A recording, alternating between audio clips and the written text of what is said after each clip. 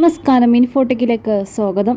വഖഫ് ഭേദഗതി നിയമത്തിലെ തികച്ചും ഭരണഘടനാ വിരുദ്ധമായ ചില വ്യവസ്ഥകൾ സ്റ്റേ ചെയ്ത സുപ്രീം കോടതി വിധി കേന്ദ്ര സർക്കാരിനുള്ള കനത്ത തിരിച്ചടിയാണെന്ന് വഖഫ്, ഹജ്ജ്, തീർത്ഥാടന വകുപ്പ് മന്ത്രി വി അബ്ദുറഹ്മാൻ പറഞ്ഞു. വഖഫ് നിയമ ഭേദഗതി കടുത്ത അനീതിയാണെന്ന കേരള സർക്കാരിന്റെ നിലപാട് ഈ വിധിയുടെ സുപ്രീം കോടതി ശരിവച്ചിരുന്നു.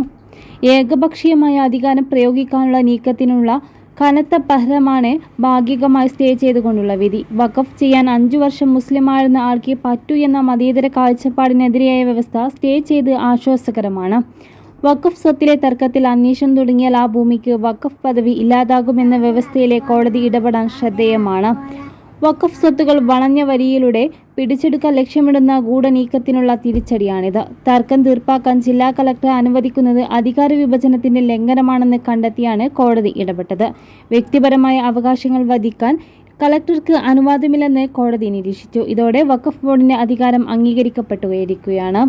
കേന്ദ്ര സർക്കാർ അവരുടെ താൽപര്യം നടപ്പാക്കാൻ ഏതു മാർഗം സ്വീകരിക്കുമെന്ന അഹങ്കാരത്തിനേറ്റ കനത്ത തിരിച്ചടിയാണ് സുപ്രീം കോടതി വിധിയെന്ന് മന്ത്രി വി അബ്ദുറഹ്മാൻ പറഞ്ഞു.